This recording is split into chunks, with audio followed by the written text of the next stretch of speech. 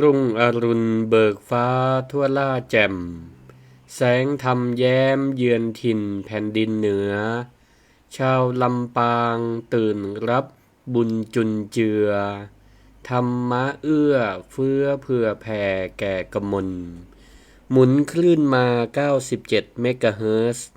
สิ่งประเสริฐเกิดข้ามหาผลธรรมะยามเช้าขัดเกลาจิตใจคนสุขล้นพ้นทุกวันเสาร์จิตบรรเทาเมื่อแสงทองส่องนภาฟ้าสว่างหมอกจางๆพรมพลิ้วทั่วทิวเขาปลุกชีวาตื่นจากหลับระงับเบาคลายความเหงาด้วยธรรมะพระชินวรที่สวทลำปางทางอากาศธรรมศาสตร์ส่องใจให้คำสอนพระครูสิริธรรมบัณฑิตเอื้ออาทรมอบพรหมพรด้วยธรรมะชนะมารขอถวายความนอบน้อมต่อองค์พระรัตนตรัย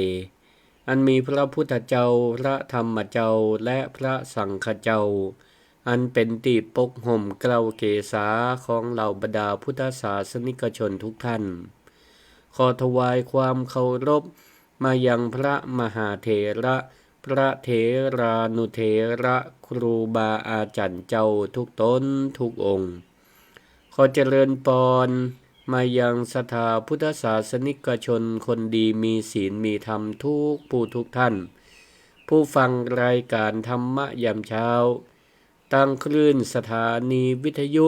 กระจายเสียงแห่งประเทศไทย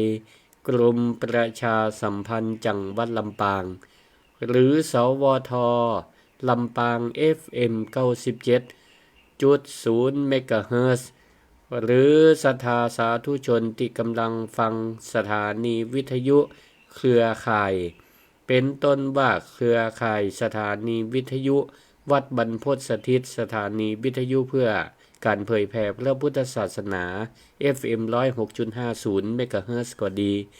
สถานีวิทยุเครือข่ายคลื่นสีขาวเพื่อชาวประชาที่วัดปากตางเจริญอำเภอดอยหล่อจังหวัดเชียงใหม่และสถานีวิทยุต่างๆวัดฝายหินอำเภอเมืองจังหวัดเชียงใหม่เป็นต้นทุกผู้ทุกท่านตลอดจนถึงศรัทธาท่านผู้ฟังตีฟังทางระบบออนไลน์Facebook Live ของสวทลำปางก็ดีของพระครูสิริธรรมบัณฑิตหรือช่องทางอื่นๆในเจ้าของวันนี้เจ้าวันนี้ก็เป็นเจ้าของวันเสาร์ที่18เดือนเมษายนพุทธศักราช2569ก็ต้องขอคำว่าสวัสดีปีใหม่เมืองกับพุทธศาสนิกชนทุกผู้ทุกท่านเวลาที่เราได้มาพบกันนี่ก็คือเวลาตี 5 ถึง 6 โมงเจ้าตื่นขึ้นมาก็ปะด้วยความสดชื่นปะด้วยอากาศที่กำลังเย็นสบายอยู่แต่ถ้าขวายมานี่ก็มาแน่เหมือนกันช่วงนี้ก็อากาศก็เมื่อวันนี้ก็เริ่มร้อนอากาศร้อนละเพราะมันอยู่ในช่วงฤดูร้อนจะใดก็ศรัทธาญาติโยมทั้งหลายก็ระมัดระวังรักษาสุขภาพกันตัวก็เหมือนกับที่ได้จ่าไปเมื่อสัปดาห์ผ่านๆมาเกี่ยวกับเฮาต้องสร้างสิริหรือราศีให้เกิดกับเนื้อกับตัวตื่นเจ้ามาเอาน้ำล้างหน้าช่วยหน้าสีก็อยู่ติดหน้าตาให้ผ่องใสเบิกบานใจแม่ตอนก็เอาน้ำลูบอกหรืออกส่วนอกเนี่ยมันใกล้หัวใจก็แปลงใจให้มันเบิกบานอากาศภายนอกจะร้อนจะใดเฮาก็ภายในใจจะไปให้มันคิ้วมันโคตรแล้วกันแม่ค่ำเมื่อคืนก่อนรับก่อนนอนก็เปิ้นฮื้อช่วยเท้าล้างเท้าก่อนเข้ารับเข้านอนก็หมายถึงว่าฮื้อปล่อยวาง นะอารมณ์ขุ่นข้องหมองใจตลอดทั้งวันบางเตือมันติดนะอารมณ์ขุ่นข้องหมองใจจะไปฮื้อมันเป็นสนิมในใจฮื้อมันช่วยล่างปล่อยวางบ่ฮื้อมันติดอกติดใจก่อนรับก่อนนอนเฮาก็จะได้สบายอกสบายใจนะ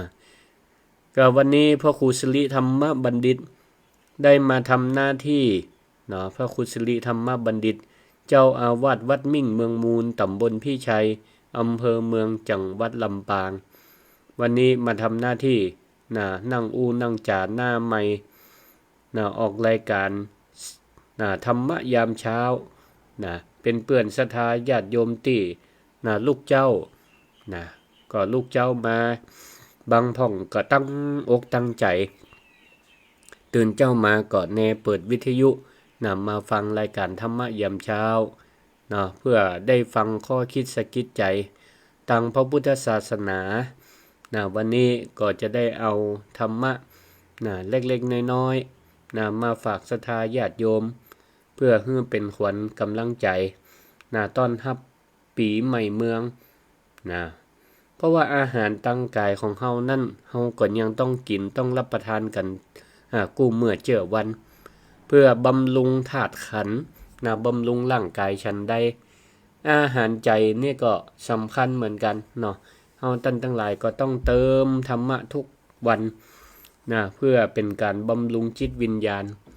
ช่วง 2-3 วันผ่านมานี้ก็มีศรัทธาที่ฟังรายการธรรมะยามเช้าจากครูบาอาจารย์รวมจนถึงฟังจากพระครูสิริธรรมบัณฑิตเปิ้นก็ได้แวะเวียนมาแอวหามาดำหัวพ่องก็ได้ยินกระเสียง ได้ยินกระเสียงว่าพระครูสิริธรรมบัณฑิตหน้าตาเป็นจะได้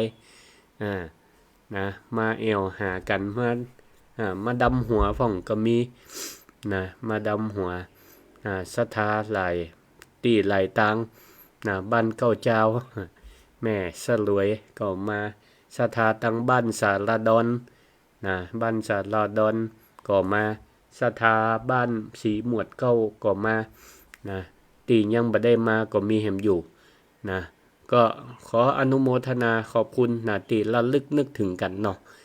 ได้มาพบมาปะมาแอวหากันมาอวยพรปีใหม่ให้กันบ่ใจกับพระสงฆ์องค์เจ้าฮื้อปอนศรัทธาอย่างเดียวศรัทธาคนเฒ่าคนแก่ก็สามารถฮื้อปอนลูกหลานตันเต้าฮื้อปอนพระสงฆ์องค์เจ้าได้ก็เนิกเห็นว่าพระสงฆ์องค์เจ้าก็เหมือนลูกเหมือนหลานของศรัทธาคนหนึ่งแล้วกันแล้วศรัทธาญาติโยมทั้งหลายบักกี่วันผ่านมาเฮาก็เพิ่งพ้นจาก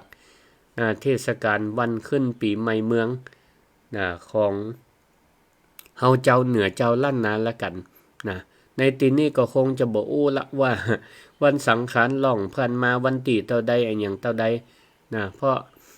มันก็ยังมีข้อที่ปฏิบัติก็ยังบ่เหมือนกันบ่ลงตัวกันเตื้อเนาะเดี๋ยวก็จะมาทกมาเถียงกันแฮมว่าวันสังขารล่องวันตีเท่าใดกันแน่อีนะเอาล่ะแต่วันนี้เจ้านี้ก็จะอู้เกี่ยวกับว่า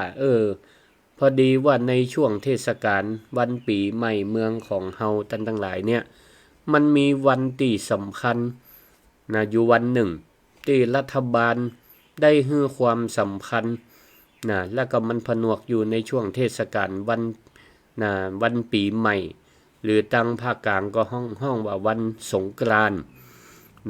นั่นก็คือวันที่14เมษายนวันที่14เมษายนของทุกปีรัฐบาลเพิ่นก็ได้กำหนดนอกจากเป็นวันอยู่ในช่วงเทศกาลสงกรานต์แล้วเปิ้นก็ยังถือเป็นวันครอบครัวแห่งชาติเปิ้นถือว่าเป็นวันครอบครัวแห่งชาติหลายๆครอบครัวในช่วงที่ผ่านมานี้ลูกหลานที่ไปยาการอยู่ต่างถิ่นต่างจังหวัดพ้องถึงต่างประเทศพ้องก็ไปเรียนอยู่ต่างบ้านต่างเมืองก็ไปทำการทำงานอยู่ในเมืองหลวงก็ดีกรุงเทพกรุงทางต่างจังหวัดก็ดีก็ได้ถือโอกาสปิกบ้านปิกจองเพราะรัฐบาลเปิดก่อกำหนด เอาไว้ว่าวันที่13 14 15เป็นวันหยุดราชการเปิดโอกาสฮื้อลูกหลานตันเต้าทั้งหลายบ่ว่าจะเป็นทำงานภาครัฐเอกชนก็ได้มีโอกาสปิกบ้านปิกจองปิกมาสู่อ้อมกอดของพ่อของแม่ของปู่ย่าตายายภาพของการได้นำน้ำอบน้ำหอมน้ำขมิ้นส้มปล่อยไปกราบไปไหว้ไปรดน้ำดำหัวผู้รักผู้ใหญ่ไปวัดไปวาไปทำตามประเพณีขนบธรรมเนียมประเพณีเปิ้นติได้ทำในช่วงเทศกาลปีใหม่ว่าเปิ้นได้ทำมาอย่างพ่องก็เป็นสิ่งที่ดีพ่อแม่ญาติพี่น้องปู่ย่าตาทวดเพิ่นก็จะได้นำทำลูกหลานตันเต้าว่าเวลาเทศกาลปีใหม่เมืองแต่ละวันทำมาอย่างกันพ่องเนี่ยมันก็จะเป็นวิถีที่เฮาทำต่อๆกันไปเป็นห่วงโซ่ที่คล้องต่อกันไปร้อยรัดดวงใจของแต่ละคนฮื้อเป็นอันหนึ่งอันเดียวเหมือนกับเฮาแปลงพวงมาลัยเนี่ยเฮาก็ห้อยต่อๆกันไปอย่างอี้สืบสายถ้าหากว่าผู้รักผู้ใหญ่ผู้เฒ่าผู้แก่มานำทำแล้วศรัทธาญาติโยมทั้งหลายลองเกิดพอในอนาคตไปหน้าถ้าเฮามาแนะนำลูกหลานตันเต้ารุ่นใหม่นี่ว่าแต่ละวันสังขารล่องตรงเนี้ยจะได้วันเนาตรงเนี้ยจะได้วันพญาวันตรงเนี้ยจะได้วันปากปีตรงเนี้ยจะได้เนี่ยถ้าบัดนำทำเนี่ยละอ่อนรุ่นใหม่ก็จะบหันเขาก็เปรียบเหมือนเครื่องบันทึกวิดีโอถ้าช่วงตอนใดที่เขาบ่ได้บันทึกไว้เขาบ่ฮู้บ่หันเขาก็จะคิดว่าประเพณีวัฒนธรรมอันนั้นมันบ่มีเพราะผู้ใหญ่บ่ได้นำทำเพราะเขาบ่ได้ฮู้ได้หันต่อไปอนาคตประเพณีวัฒนธรรมอันดีงามมันก็จะก้อยๆหายไปก้อยๆหายไปแล้วคนรุ่นใหม่ก็จะบ่ได้ให้ความสำคัญบัดเดี๋ยวนี้มันเกิดกระแสใหม่ต่างชาติต่างประเทศเพื่อนบ้านประเทศเพื่อนบ้านบางทีประเพณีวัฒนธรรมมันคล้ายมันคลึงกันดีบ่ดีเปิ้นห้องว่ามาเคลมมาเคลมก็คือมายืดเอาไปเหียเปิ้นทำเปิ้นหันว่ามันดีมันงามเปิ้นก็ทำไปเปิ้นก็ทำเสร็จแล้วเปิ้นหันเฮาเบิดสนอกสนใจดิ้มดีเปิ้นเคลมเอาไปถือเป็นประเพณีวัฒนธรรมของเปิ้นเหียเปิ้นก็จะอ้างว่ามันเป็นประเพณีอันเก่าแก่ของเปิ้นเปิ้นเอาไปจดทะเบียนจดบันทึกในอันมรดกโลกเป็นมรดกโลกมรดกวัฒนธรรมของเปิ้นไปเหียนี่เฮาก็เสียของไปเพราะฉะนั้นนี่ก็อยากจะฝากศรัทธาญาติโยมสาธุชนทั้งหลายเนาะเฮาฮือฮักห่วงแหนในความเป็นประเพณีวัฒนธรรมเฮาเจ้าเมืองเจ้าล้านนาเฮาเจ้าไทยประเพณีวัฒนธรรมมันใดที่มันดีช่วยกันรักษาไว้บ่ฮื้อมันพ่อนสูญหายศรัทธาญาติโยมทั้งหลายถึงวันนี้คนต่างชาติต่างภาษานี่เปิ้นปากันเสียสละสตุ้มสตังซื้อตั๋วเครื่องบินเนี่ยมาใจถูกๆมาเจ้าโรงแรมมาเจ้ารถเจ้าราเจ้าทัวร์นี่ปากันไม่แอวเมืองไทยของเฮาทุกภาคทุกจังหวัดเพราะเปิ้นมาเนี่ยหยังเปิ้นบ่ใจต้องการจะมาพอว่าบ้านเฮามีตึกกี่จั่นมีเทคโนโลยีอันยังพ่องมีรถไฟฟ้าใจกันหรือยังเปิ้นบ่ได้สนใจเรื่องนี้สิ่งที่เปิ้นมาก็คือมาพอประเพณีวัฒนธรรมของเฮาเปิ้นไขมาหันว่าจังหวัดลำปางมีประเพณีวัฒนธรรมอันใดพ่องเชียงใหม่มีอันหยังพ่องลำพูนมีหยังพ่องอย่างนี้เป็นต้นนี่เปิ้นไขมาฮู้มาหันวัฒนธรรมที่เปิ้นบ่มีที่เปิ้นบ่เคยฮู้เคยหันอันนี้ต่างหากศรัทธาญาติโยมทั้งหลายเนาะเปิ้นไขมาฮู้มาหันบางคนนี่คนต่างชาติบางคนยอมมาเจ้าโฮมสเตย์เนี่ยโฮมสเตย์ก็คือเหมือนกับตัวเก่านี่จำลองเป็นคนเมืองจำลองเป็นคนเมืองในพื้นที่มาเจ้าบ้านของเจ้าบ้านเปิ้น มาอยู่นอนแฮมแก้มมือมากินข้าวกินข้าวก็กินยังชุมชนของเปิ้นนั่นเลยเปิ้นก็จะแยกกับข้าวกับปลาถิ่นท้องถิ่นของเปิ้นมาสู่มาปั่นนี่หันก็เปิ้นใครมาหันบรรยากาศจะอันหรอกเพราะฉะนั้นเฮาในฐานะเป็นเจ้าของก็ต้องรักษาเอาไว้ของดีอยู่ที่บ้านเฮาเนี่ยเฮาก็ต้องช่วยรักษาเอาไว้เฮาก็บ่ได้ปฏิเสธของใหม่เนาะเปิ้นยังกรรมที่เปิ้นว่าของเก่าก็บ่ละเนาะของใหม่ของใหม่ก็มีไว้ของเก่าก็บ่ละเฮาก็อยากจะหันภาพที่บรรยากาศเก่าๆเวลาลูกหลานปิกบ้านปิกจองในช่วงเทศกาลปีใหม่เนี่ยก็ใครหันภาพบรรยากาศการล้อมวงกินข้าวกันมากินแกงฮังเลน้ำพริกหนุ่มกินกับข้าวเมืองอย่างนี้เป็นต้นหรือบางทีมันก็อาจจะมีการปรับเปลี่ยนไปตามสถานการณ์ว่าเดียวนี้การล้อมวงนี่กินข้าวนี่มันจะนึกภาพค่ะคนรุ่นใหม่นี่ล้อมวงกินข้าวนี่ก็กินอย่างกันกินพวกซุกี้อย่างพ่องอาหารญี่ปุ่นอาหารจีนพ่องก็ว่ากันไปแต่ก็ขอให้มันเป็นบรรยากาศแห่งการล้อมวงหันหน้าเข้าหากันได้อู้ได้จากันได้กินข้าวด้วยกันมันเป็นบรรยากาศภาพที่งดงามถึงแม้ว่าวงอาหารเมนูอาหารมันจะเป็นอะไรยังก็ตามแต่ก็ขอให้ได้ล้อมวงกันอู้จาปาม่วนให้มีสติบางพ่องก็อาจจะมีการเปิ่งปา เปิ่งปาแอลกอฮอล์อย่างพ่องก็ขอให้มันอยู่ในความพอเหมาะพอสมสิ่งสำคัญที่สุดจะไปละสติจะไปละสติเพราะเมื่อละสติมาใดเนี่ยมันก็ไปทำลายศีลห้าเนาะสำคัญที่สุดทำลายข้อที่สี่ข้อที่ห้าเมื่อมันทำลายสติแล้วมันก็จะไปมันก็จะไปทำลายวาจาเนาะอูจาใส่กันกับบ่มีสติก็ว่าไปเลยด่าทอกันไปอย่างอีเป็นต้นเนี่ยมันก็จะปาฮื้อลุฮื้อเสียปาทะเลาะบ่แว้งกันเฮาก็ต้องพึงระวังตัวแต่ศรัทธาญาติโยมทั้งหลายงานเลี้ยงก็ย่อมมีการเลิกลาเทศกาลมันก็ย่อมมีการผ่านพ้นไปพอถึงวันนี้วันที่18เมษายนลูกหลานหลายคนก็ต้องปิก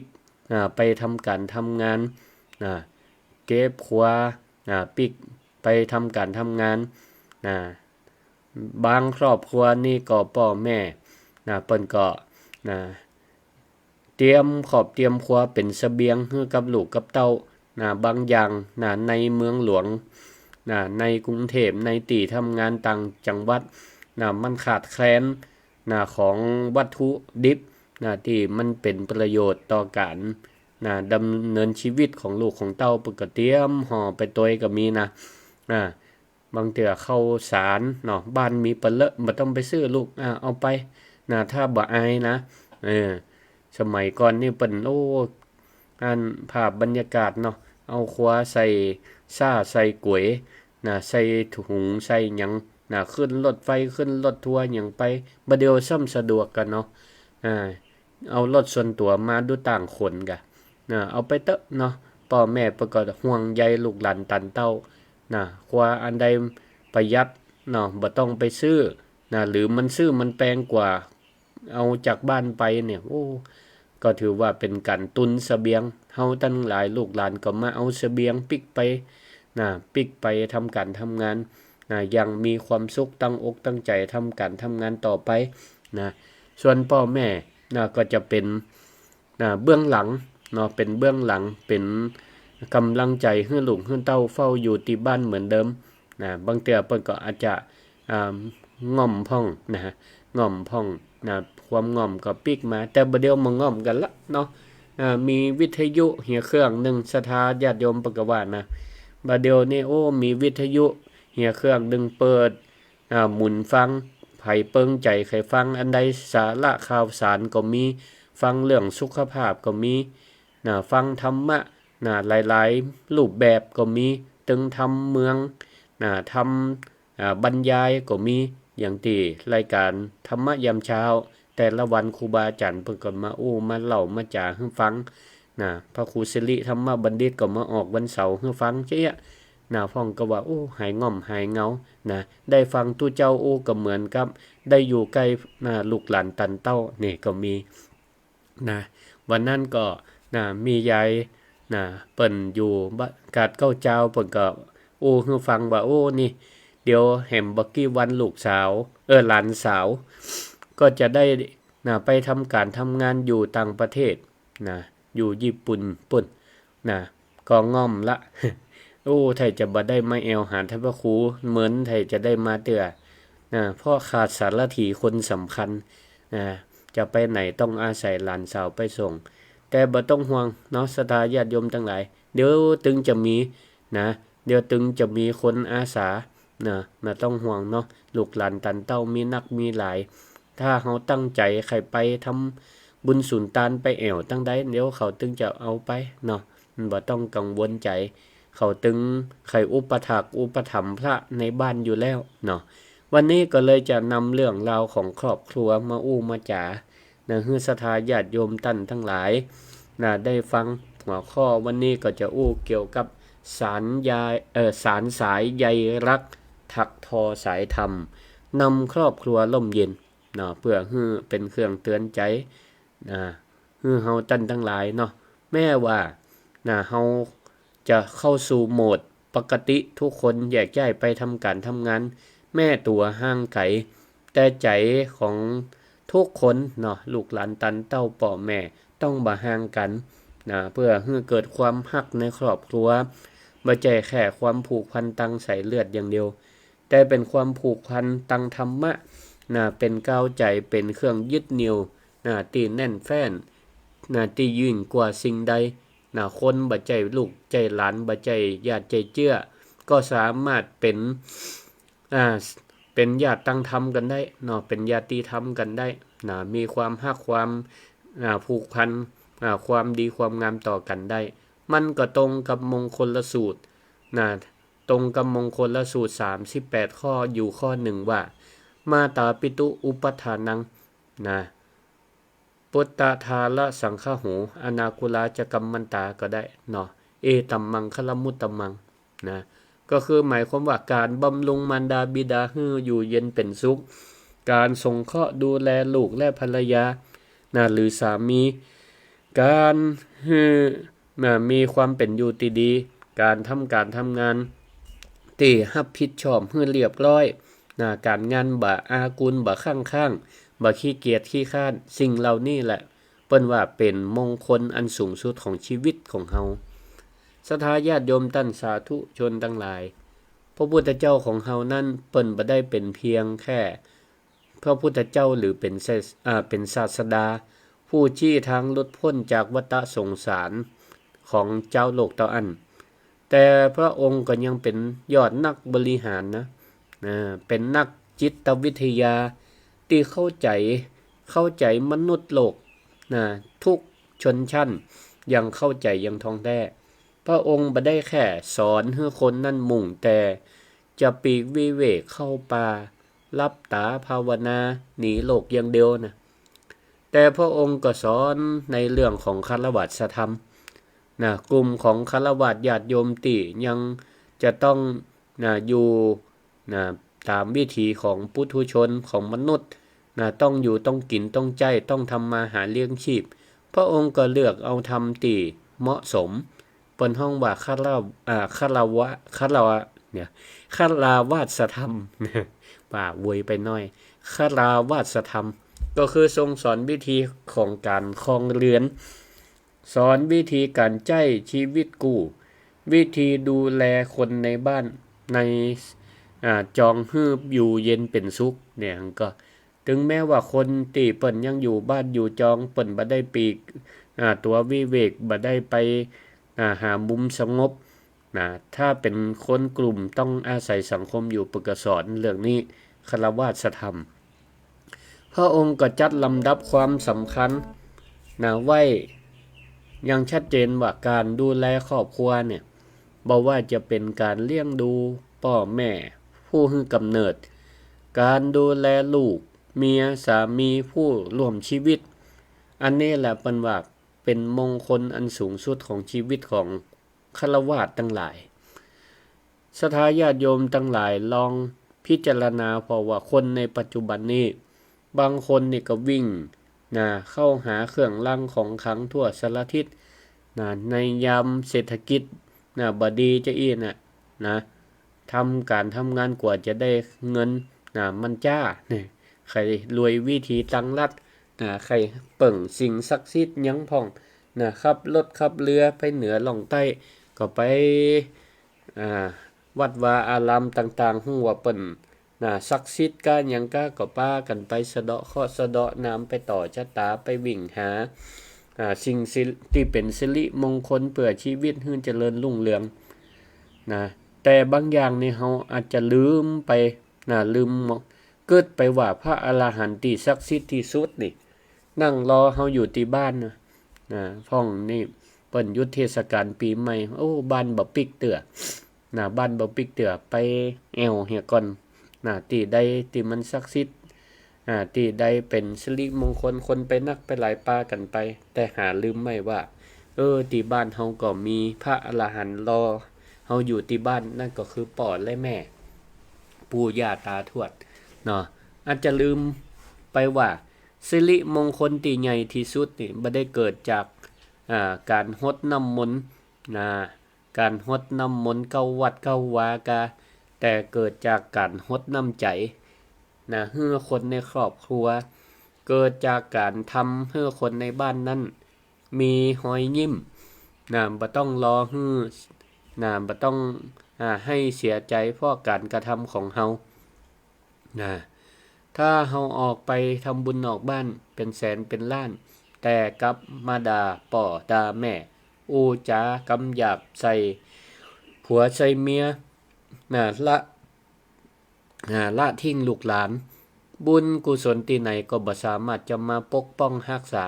เทวดาตนใดก็บ่สามารถจะมาคุ้มครองเฮาได้เพราะว่าต้นน้ำแห่งความดีงามที่ในบ้านมันขุ่นมันขุ่นอันนี้แหละศรัทธาญาติโยมทั้งหลายจุดเริ่มต้นของคำว่ามงคลชีวิตมันเริ่มจากขดายบ้านของเฮานี่แหละมงคลชีวิตศรัทธาญาติโยมทั้งหลายมงคลชีวิตเริ่มจากขดายบ้านของเฮานี่ก้าวแรกก็ลองพิจารณาถึงความสำคัญกันน้อยหนึ่งเกี่ยวกับว่าจะได้เนี่ยเปิ้นถึงรัฐบาลกำหนดว่าวันที่14เมษา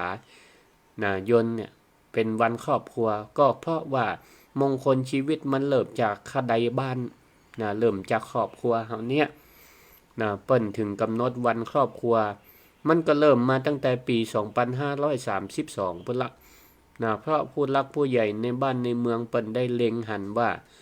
สังคมยุคใหม่คนก็เริ่มห่างเหินกันเฮาเจริญทางวัตถุมีถนนหนทางที่เจริญมีตึกรามบ้านจ่องมีเทคโนโลยีที่ทันสมัยแต่ว่าระยะทางระหว่างหัวใจของคนในครอบครัวนั้นกับห่างไกลกันไปติกๆลูกตื่นเจ้าก็ฝั่งไปโรงเรียนพ่อแม่ก็รีบฝั่งไปทำงานปีกมาก็ปอดึกปอเดินต่างคนก็ต่างเหนื่อยต่างคนก็ต่างเข้าห้องปิดประตูทุกคนมุ่งแต่ทำมาหากินทำมาหาเงินกันจนลืมหาเวลาให้กันและกันเปิ้นก็เลยต้องใจวันปีใหม่เมืองวันสงกรานต์ของไทยเฮาเนี่ยก็เลยหยุดกันสัก3วันเนี่ยเป็นอย่างน้อยเพื่อเป็นตัวเชื่อมประสานเป็นสะพานดึงใจคนในครอบครัวกลับมาอยู่รวมกันนี่ศรัทธาญาติโยมทั้งหลายก็ลองนึกภาพเอาว่าถ้าเฮาเปรียบครอบครัวเป็นการสร้างบ้านหลังหนึ่งเนี่ยศรัทธาลองว่าสร้างบ้านนี่ต้องใช้อันหยังพ้องมันก็ต้องใช้อิฐหินดินทรายที่ใช้ก่อสร้าง ตัวบ้านขึ้นมาอันนี้ก็เปรียบเหมือนความฮักและความผูกพันของคนสองคนที่ตกลงปลงใจใช้ชีวิตร่วมกันมาเป็นสามีภรรยากันเนาะนั่นก็เหมือนกับทุกกับสามีภรรยาก็ได้ลงเอยร่วมสร้างบ้านแต่งเฮือนด้วยกันเปรียบเหมือนกันสร้างบ้านแต่งเฮือนด้วยกันก็ต้องก่อด้วยอิฐด้วยปูนด้วยหินด้วยทรายอันนี้ก็เป็นการเปรียบแต่มันจะก่อด้วยอิฐปูนหินดินทรายอย่างเดียวมันก็บ่แข็งแรงเฮาสังเกตพอเตอะบ้านหลังใดที่เวลาลมหลวงมานี่มันถล่มพังง่ายแสดงว่ามันบ่มีเสาเข็มเนาะมันก็ถล่มได้ง่ายเสาเข็มที่ตอกลึกลงไปในดินเนี่ยเพื่อรับน้ำหนักของบ้านตึงหลังอันนี้ก็เปรียบเหมือนกับความซื่อสัตย์และความไว้วางใจเสาเข็มที่นี่ก็เปรียบเหมือนกับครอบครัวใดที่ใจความสื่อสัตย์และความไว้วางใจเป็นเสาเข็มบ้านฐานชีวิตเป็นหลักฐานที่สำคัญที่สุดที่จะสามารถยึดมั่นครอบครัวนั่นให้มั่นคงแข็งแรงอยู่กันเท่าตายกันได้ถ้าเฮาขาดความสื่อสัตย์เมื่อใดบ้านก็สุดเหมือนนั่นที่นี่เฮามีเสาเข็มมีกำแพงแล้วถ้าบ่มีหลังคาแดดก็ร้อนแดดออกก็ร้อนฝนตกก็เปียกหลังคาที่คอยคุ้มแดดคุ้มฝนนี่เปิ้นห้องว่าเมตตาก็คือหลักธรรมก็คือเมตตาการให้อภัยซึ่งกันและกันมีเสาเข็มคือความซื่อสัตย์ความไว้วางใจอยู่ตั้งลุ่มมีความเมตตาความให้อภัยเป็นหลังคาปกห่มคุมคนในบ้านความเข้าใจซึ่งกันและกันถ้าบ้านหลังไหนสร้างด้วยวัสดุดีก็หมายถึงว่ามีธรรมะเหล่านี้ต่อให้เป็นแค่เป็นตูบน้อยๆเป็นกระต๊อบน้อยๆไม่ไผ่บ่ได้มุงสังกะสีเก่าๆแต่ถ้าเฮาเข้าไปในบ้านแล้วทุกคนมีรอยยิ้มให้กันมีการทำไทยสารทุกข์สุขดิบป่อแม่ถามลูกถามป่อถามแม่ป่อแม่ย่าการเข้าบ้านมาลูกก็เตรียมน้ำเย็นๆไว้รอฮื้อเพียวบ้านเพียวจองไว้รอสามีทำงานนอกบ้านปิกมาเมียทำกับข้าวกับป่าไว้รอเพียวบ้านเพียวจองไว้รออย่างนี้เป็นต้นบ้านหลังนั้นเนี่ยถึงแม้ว่าเป็นบ้านหลังน้อยแต่ก็มีความอบอุ่นล่มเย็นเป็นสุขดีเนาะเปรียบเหมือนกับวิมานจันทร์ฟ้าที่มีความวิจิตรสวยงามทุกสิ่งทุกอย่างแต่ในต่างกับกันบางครอบครัวนี่มีบ้านหลังใหญ่บ่ได้บ้านหลังใหญ่ของเครื่องใช้ประดับประดานี่ยังดีสร้างด้วยหินอ่อนการาคาหลายล้านเป็นร้อยล้านก็ดีมีเครื่องเฟอร์นิเจอร์มีรถมีลาจอดเรียงรายหลายกันแต่ในบ้านบ่มีความเข้าใจซึ่งกันและกันบ่มีธรรมะเป็นเครื่องยึดเหนี่ยวจิตใจกันป่อไปต่างแม่ไปต่างลูกก็ไปแหมต่างปีกมาปะกันก็มีแต่กำจุ่มกำด่าใส่กันประชดประชันใส่กันบ้านหลังใหญ่ราคาแพงก็บ่มีความหมายก็เป็นแค่สิ่งปลูกสร้างตีมันมีความหนาวบ่ม่วนอกบ่ม่วนใจอยู่แล้วบ่สบายใจเข้าไปอยู่มีแต่ความทุกข์ใจเปลี่ยวใจอย่างนี้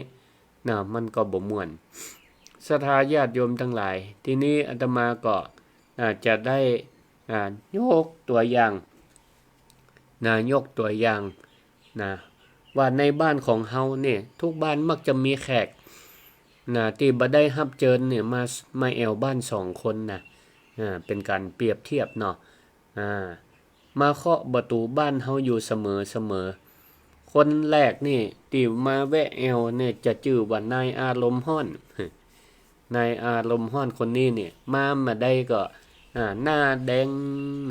เสียงดังหุ่นหันพลันแล่นคนที่2เป็นแม่หญิงชื่อว่านางทิธิมนะหรือความดื้อรั้น มายอมก้านไผไผอู้อันยังก็เทียงข้อเป็นเอ็นถ้านายอารมณ์ห้อนแอบเข้าสิงป่อเข้าสิงประจายแล้วนางทิฐิมณะแอบเข้าสิงไม่ยิงเข้าสิงแม่เมื่อใดล่ะศรัทธาญาติโยมทั้งหลายก็ลองนึกภาพพอเตอะบ้านหลังนั้นเวลานั้นนี่ก็โดยังไฟกับน้ำมันมาปะกันเหมือนกันเอามันก็จะพิษจะเถียงกันต่างคนมายอมกันระหว่างในอารมณ์ห้อนกับนางทิฐิมานะนี่นะบางทีนี่ลูกหลานจนเพราะสั่นเพราะกลัวเพราะสะดุ้งไปตัววิธีแก้เนี่ยจะใดเฮาก็ต้องหาภาษาใหม่เป็นว่าหาบอดี้การ์ดหาคนคุ้มกันเอาไว้ต้องเจิญเทวดานางฟ้ามาประจำบ้านไว้2 องค์องค์แรกชื่อว่าเทวดาขันติเทวดาขันติก็คือเทวดาแห่งความอดทนองค์ที่2ที่ต้องเจิญมาก็คือนางฟ้าอภัยนางฟ้าแห่งการให้อภัยซึ่งกันและกันเมื่อใดก็ตามตีนายอารมณ์ห้อนมาเคาะประตูหรือว่ามาเข้าสิงผู้เป็นสามีเข้าบ้านมาภรรยาก็ต้องรีบเจิญเทวดาขันติความอดทนมาเข้ามาประทับสิงมาหับหน้าไว้ยิ้มหับไว้เอาน้ำเย็นใส่แก้วมาสู่มาปั่นเอาของลำของเย็นเอากับข้าวกับป่ามาสู่อย่างนี้ยิ้มใส่กันเอาไว้ยิ้มไว้ก่อนมันเท่าไปปากเตี่ยมาต้องไปโต้ไปตอบเตี่ยอู้กำเจิญเข้าบ้านก่อนเหมือนกับศรัทธาญาติโยมทั้งหลายเป็นปอก้าแม่ขายนี่กันเนาะหันสามีภรรยาแปลงหน้าบึ้งหน้าตึงเข้าบ้านมานี่เพื่อสวมวิญญาณเป็นนักขายที่ดีเชื่อเชิญลูกค้าเข้าบ้านต้องสมมุติจะเชิญลูกค้าเข้าบ้านเปิ้นจะแปลงหน้าแปลงตาจะได้บ่สนนึกว่าเปิ้นเป็นลูกค้าเชิญก่อนอู้กำม่วนก่อนเอาหยังมาสู่มาปั่นก่อนมาเจิญพิษคนไปแทนที่จะเอานางฟ้าขันตีนนางฟ้าอภัยเข้าบ้านเข้าสิงเนี่ยกลายเป็นเอานางทิฐิมานะมาเข้านี่ก็ยุ่งเหมือนกันนะศรัทธาเจตถ้าเอาบอดี้การ์ดชื่อว่าเทวดาขันติก็ดีนางฟ้าอภัยก็ดีมาสวมวิญญาณเอาไว้มาต้อนรับขับสู่เปรียบเสมือนว่าลูกก้าเข้าล้านละอู้จาดีๆใส่ตึงสยบทุกลายคนที่แปลงหน้าคิ้วหน้าโคดมาเนี่ยสยบทุกลายอันนี้แหละศรัทธาญาติโยมทั้งหลายคนเฒ่าคนแก่โบราณนี่บ้านเฮาเปิ้นสอนลูกสอนหลานในวันแต่งงานว่าเวลาผัวเดือดมาเนี่ยเป็นดังไฟเมียก็ต้องเป็นน้ำเย็นเวลาเมียห้อนเป็นไฟหัวก็ต้องเป็นน้ำแข็งถ้าสลับกันเป็นน้ำสลับกันเป็นไฟแบบนี้นี่ครอบครัวก็จะอยู่ล่มเย็นเป็นสุขสามารถประคับประคองกันได้จนแก่จนเฒ่ากรรมโบราณเปิ้นว่าเวลาเฮาไปงานแต่งฮื้อไปพอความหวังฮื้อไปดูความหวังแต่เวลาเฮาไปงานศพนี่เปิ้นฮื้อไปดูความจริงก็แม่นอยู่เนาะงานแต่งนี่เปิ้นทุกคนก็ตั้งเอาความปรารถนาดีมีความหวังดีฮื้อกู่บ่าวกู่สาวเปิ้นอยู่ดีมีความสุขอยู่ดีมีความสุขปรารถนาฮื้อเขาอยู่กันเต้าแก่เต้าเฒ่าเปิ้นก็จะเจิญปอเฒ่าแม่ม่อนที่เปิ้นมีสามีภรรยาอยู่ดีมีสุขกันดีนี่ปัจจุบันเนี่ยเปิ้นก็เอาไปปั่นปอนให้ลูกให้เต้าให้เจริญรอยตามกันอย่างนี้เหรอเปิ้นก็ตึงทำกันอย่างเอี้ยศรัทธาญาติโยมท่านทั้งหลายก็มีเรื่องอยู่ว่าณหมู่บ้านหนึ่งมีครอบครัว2ครอบครัวปลูกบ้านมีห้วยติดกันครอบครัวแรกสมมติอยู่ว่าบ้านนายสมบูรณ์แล้วกันบ้านของนายสมบูรณ์นี่มีฐานะดีร่ำรวยมีธุรกิจใหญ่โตมี เงินคำกำแก้วนักแต่แปลกอยู่อย่างหนึ่งว่าคนในบ้านนี่พีดกันตึงวันเสียงดังข้ามกำแพงบ่เว้นวันลูกเถียงป่อด่าลูกสามีภรรยาขึ้นเสียงใส่กันนี่งุดงิดใส่กันอยู่ตลอดเวลาเข้าของบ่เมียแตกหักเป็นรายวันเป็นประจำส่วนแหมครอบครัวที่อยู่ติดกันชื่อว่าบ้านในสมคิดแล้วกันนะสมมุติทั้งนั้นนะบ้านนี้ก็มีฐานะพอดีปานกลางมาบ่รวยบ่ตุกหาเจ้ากินค่ำก็บ่ได้ร่ำรวยหยังแต่แปลกศรัทธาญาติโยมทั้งหลายบ้านนี้เงียบสงบดีมีแต่เสียงอู้จากันก่อยๆมีเสียงไข้หัวอารมณ์ดีมีความสุขบ่เคยได้ยินเสียงพิษหัวกันเล็ดหลอดออกมาจากบ้านแม้แต่ครั้งเดียววันหนึ่งนายสมบูรณ์ผู้ร่ำรวยนี่ก็ที่เอากะพิษหัวกันเนี่ยนะก็ทนความกังยิดใจบัดได้ก็เลยเกิดข้อสงสัยก็เลยเดินไปเกาะหัวไปพอไปตั้งบ้านนายสมคิดแล้วก็หันนายสมคิดกำลังรดน้ำอยู่ก็เลยไปถามว่าไอ้สมคิดผมขอถามแต่บ้านอ้ายนี่บ่ได้รวยหยังแต่ว่าแต่จะได้ครอบครัวของอ้ายนี่ถึงพอถึงหน้าตาสีหน้าท่าทางหยังมามีความสุขแต่ว่าบ่เคยหันพิษหัวกันแล้วเนาะเคล็ดลับนี่คืออันหยังจ้านี่เคล็ดลับคืออันหยังจ้าได้ของดีอันหยังก้ามีของดีอันหยังส่วนบ้านผมนี่โตรวยบ้านรวยแต่ว่าพิษหัวกันทั้งวันมันเป็นจะใดนายสมคิดได้ฟังจะอั้นก็เลยหันหน้ายิ้มและอย่างอารมณ์ดีก็ตอบไปว่าเคล็ดลับบ่มีหยังนะครับบ้านผมนี่สงบสุขก็เพราะว่าบ้านผมนี่มีแต่คนพิษเดินกันเต็มบ้านไปหมดแล้วครับส่วนบ้านคุณทะเลาะกันกูวันห้อนเป็นไฟอยู่ตึงวันก็เพราะว่าบ้านคุณมีแต่คนถูกฟังแล้วงงกับศรัทธาญาติโยมทั้งหลายบ้านที่เปิ่นสงบลมเย็นดีบ่มีพิษบ่เถียงกันเปิ้นว่ามีคนพิษเดินกันเต็มบ้านเต็มจองส่วนบ้านของคุณสมบูรณ์ที่พิษเถียงกันทั้งวันเนี่ยมีแต่คนถูกมีแต่คนถูกเต็มบ้านคนนายสมบูรณ์ฟังอันก็ซ้ำงงก็เลยถามว่าอะหยังคุณอู้จ๋าจะได้นี่อู้ให้มันเข้าใจฮู้เรื่องหน่อยกะ บ้านมีแต่คนพิษมันจะมีความสุขได้จะได้บ้านผมมีแต่คนทำถูกแล้วมันจะพิษหัวกันจะได้มันเป็นไปบ่ได้นายสมคิดก็เลยเดินเข้ามาและก็ตอบอธิบายให้นายสมบูรณ์ฟังว่าคุณสมบูรณ์ถ้าสมมติว่าวันนี้มีคนเอาน้ำดื่มใส่แก้วไปวางแม้ไว้ที่ขอบโต๊ะวางมินไว้แล้วมินจะตกแหล่บ่ตกแหล่แล้วลูกชายลูกเบากำลังวิ่งเล่นมาจนโต๊ะแก้วน้ำหล่นตกแตกเพ่งไปถ้าเหตุการณ์แก้วแตกนี่เกิดขึ้นกับบ้านของคุณก็คือบ้านที่มีแต่คนถูกเนี่ยศรัทธาญาติโยมทั้งหลายลองเดาคาราว่ามันจะเกิดอันอย่างขึ้นป่อเดินมาหันก็จะรีบตำหนิลูกว่าเนี่ยบอกแล้วว่าให้เดินระวังหน่อย ตาบ่พอก็นี่หันก็ป่อก็จะเกิดว่าตัวเก่าถูกล่ะเอาความผิดไปให้ลูกก็บ่ยอมลูกก็จะบังยอมก็จะเถียงป่อทันทีว่าโอ้ก็ไผเอาแก้วมาวางไว้ขอบโต๊ะจะอีตังเดินดี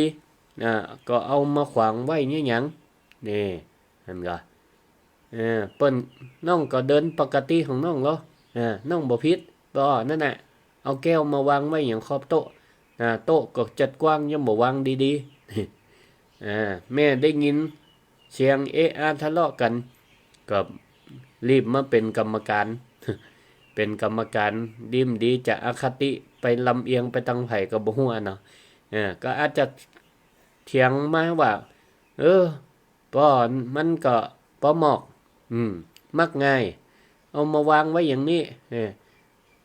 ฉันนี่ทำความสะอาดโต๊ะก็ดีแล้วนะฉันบ่เกี่ยวฉันหน้าที่ทำหน้าที่ของฉันดีละฉันถูกเมียก็ว่าถูกนี่ศรัทธาญาติโยมทั้งหลายทุกคนในบ้านนี่ก็กำลังจะเถียงแข่งขันกันว่าตัวเก่าเป็นคนถูกนี่ก็เลยเกิดความทะเลาะเบาะแว้งกันเอาความผิดไปให้คนอื่นก็บ่มีไผยอมรับเลยสักคนเรื่องแก้วแตกใบเดียวเนี่ยมันก็เลยลุกลามใหญ่โตกลายเป็นสงครามในบ้านในจองกันไปลุกเป็นไฟกันได้แต่ในกับทางกับกันศรัทธาญาติโยมทั้งหลายแต่ถ้าว่าแก้วใบนี้มาหล่นแตกที่บ้านของผมเนี่ยนะนายสมคิดก็ว่าถ้าบ้านถ้ามันมาแตกที่บ้านของผมบ้านมีแต่คนพิษถ้าแก้วลูกเนี่ยแก้วแตกป่อเดินมาหันก็จะรีบมาพอลูกแล้วมาบอกว่าเป็นยังก็ลูกแก้วสะเด็นใส่กอบาดเจ็บก็ป่อขอสุมาป่อขอโทษเนอป่อพิษเองที่ป่อเอาแก้วมาวางไว้หิมโต๊ะประมาทล่ำไปลูกบัดตันระวังเนาะดีละถ้าลูกบัดเจ็บบ่เป็นอะไรยังก่อนหน้าบุญแล้วเนาะต่อไปป่อก็จะระวังเนอะนี่เห็นก็ป่อก็จะยอมเป็นคนผิดลูกก็จะรีบยกมือไหว้ตอบป่อว่าผมบ่เป็นหยังครับผมก็ผิดเหมือนกันนะป่อที่ผมเดินบ่ระมัดระวังตังเตียวมีปะเลิบบ่เตียวหรือว่าผมเนี่ยมันเมอไปน้อยหนึ่งผมเนี่ยมันบ่มีสติเองครับมาตันได้พอแก้วของป่อผมขอโทษครับนี่ฮะก็ลูกก็จะพยายามคิดว่าตัวเก่าเนี่ยเป็นฝ่ายผิดแม่ได้ยินเสียงแก้วแตกก็รีบมาก็บ่ได้โตดได้ว่าฮื้อไผก็รีบฟังมาเก็บเศษแก้วเอาไม้กวาดเอาติดตะขยะมาเก็บแล้วก็บอกว่าแม่นี่ก็ผิดที่สุดหันแล้วล่ะว่าแก้วมันวางหมิ่นอยู่บนโต๊ะแต่แม่เนี่ยก็บ่ได้มึงแล้วก็มาง่ายมายอมมาเก็บสักเตือแม่ก็ผิดเหมือนกันนี่มาป่อกับลูกถอยไปแม่ก็จะเพี้ยวจะกวาดเดี๋ยวเศษแก้วมันจะมาบาดมือบาดขาเอานี่ศรัทธาญาติโยมทั้งหลายนายสมคิดก็เลยบอกนายสมบูรณ์เยี่ยๆว่าถ้าคนในบ้านนี่แย่งกันเป็นคนพิษแย่งกันออกมาฮับแตนกันแย่งให้อภัยซึ่งกันและกันเรื่องใหญ่แค่ไหนมันก็เป็นเรื่องน้อยแก้วแตกก็เป็นแค่การเก็บกวาดไปเหียเจ็ดน้ำให้มันแห้งเหียก็บ่ต้องมีไผมาดำหน้าดำขำเขียดบ่ต้องมาโตดใส่กันหาคนพิษแล้วก็คิดว่าตัวเก่าเป็นคนถูกอยู่ตลอดใจอีนเนี่ยมันก็บ่มีวันจบมันก็จะกลายเป็นสงครามปากกันไปทะเลาะเบาะแว้งไปเนี่ยศรัทธาญาติโยมทั้งหลายในสังคมปัจจุบันบ่ว่าจะเป็นครอบครัวชุมชนสังคมเนี่ยมันก็จะเป็นจะเอี้ยถ้าเฮาทั้งหลาย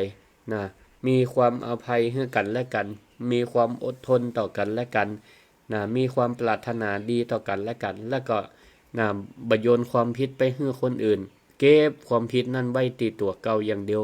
นี่อย่างเนี่ยมันก็จะป้าให้เฮาทั้งหลายนั้นอยู่ดีมีสุขครอบครัวก็มีความสุขเหมือนกับครอบครัวของนายสมคิดอย่างอีกจ่าเวลาก็หมุนเร็วเหมือนกันเนาะ54นาทีละแต่ก่อนตอนออกใหม่ๆอย่างมาเมินแต่ว่าเมื่อใดมันจะจบบัดเดี๋ยวนี้เวลาผ่านไปหมุนเร็วแต่ว่าเอาละก็ศรัทธาญาติโยมท่านสาธุชนทั้งหลายก็ให้ฟังอยู่ตั้งใดจะแสดงความคิดเห็นวันนี้พ่อครูสิริธรรมบัณฑิตเอาเรื่องวันครอบครัว วันที่14เมษายนมาอู้มาจาเป็นจะได้จะเสริมจะเติมเพิ่มเนื้อหาอันใดติได้อู้จาขาดตกบกพร่องไปก็แนะนำกันได้064 949 5999เนี่ยว่าแล้วก็โทรมาพอดีเจริญปอนไม่สายจ้าพระจ๋าเจริญปอนแม่ทาบ้านฟ่อนมีกะติมีอย่างงดดิอิ่มอกอิ่มใจแต่พระอาจารย์เลยสาธุสาธุเนอะต้องมีอย่างต้องอุ้มกันดีๆนะพระอาจารย์เนาะแม่นละก็อย่างต้องคิดก่อนเนาะพระอาจารย์เนาะสาธุลูกหลานปิกกันหมดแล้วยังก็ว่าอยู่ด้วยกันลูกแม่อยู่อิสราเอลพุ่นอาจารย์อยู่อิสราเอลส่งใจเป็นเนอะเจ้าของลูกมีสุขนะเจ้าปลอดภัยดีเนาะเจ้าปลอดภัยดีเจ้าเดี๋ยวบอกเขาก้อยอู้กระจากันเนอะอีกอ่ะเนอะเพิ่นสอนอย่างเพิ่นฟังลูกคนนี้น่ะอาจารย์ดีละขอสาธุสาธุอนุโมทนาสาธุเนอะสาธุเจ้าเจริญพรเจ้าไว้สาเจ้าแม่ยังเจ้าขออนุญาตไปเจ้าเขียนข่าวตุยทันว่าเกินนาทีนะเจ้า18 เมษายน ปี69ปีใหม่เมืองเจ้าเท่าไปเต็มปีพ่อแม่พี่น้องขอโชคดีสุขบ้านดีลีสุขปี69เป็นประเพณีมีมาแบบเบาสู้มาคนเฒ่าเดินนาย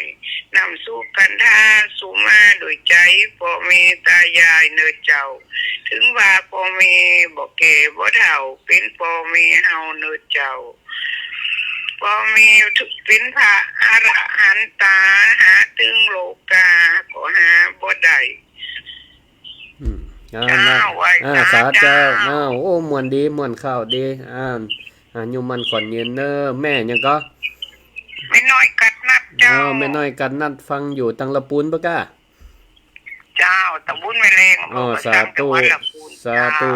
ธุอนุโมทนาขอบคุณปอนปีใหม่เนออยู่ดีมีสุขเจ้าอยู่ดีมีสุขสาธุสุขภาพแข็งแ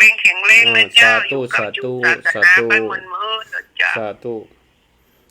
อนุโมทนาขอบคุณตังละปูนเนาะได้อู้กำข่าวกำปอนให้ฟังเจริญปอนแม่ยังแม่ไรมันสมบูรณ์ปังยิ้วฟัง90เนอฟังอาจารย์อยู่เนอสาธุขอบคุณหลายเนอฟังขึ้นดีอย่างอาจารย์คนนั้นแต่งทำให้เนาะมีสุขขอเก็บน้องอยู่ด้วยกันอยู่กันเป็นสุขเนาะสาธุเนอสาธุขอให้ออกถึงวันมาเสาร์เนอจ้าสาธุอยู่ดีมีสุขเจริญพรได้มีปีใหม่เนอเจ้าสาธุเจริญพรแม่แก้วฟังอยู่แล้วฟังกา